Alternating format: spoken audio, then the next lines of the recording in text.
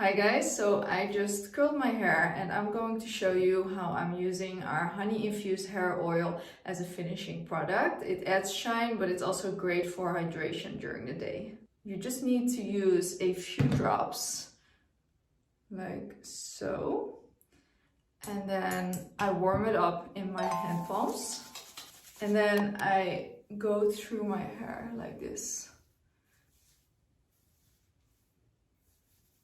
And as you can see, it adds a lot of shine.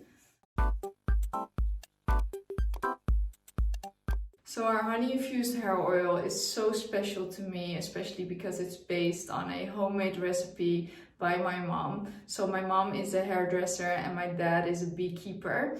So my mom always experimented with honey in beauty products, and that is when she came up with the honey infused hair oil. So what I love about our honey infused hair oil is that it's multi-purpose. So I use it as a finishing product, but also as a pre-styling product.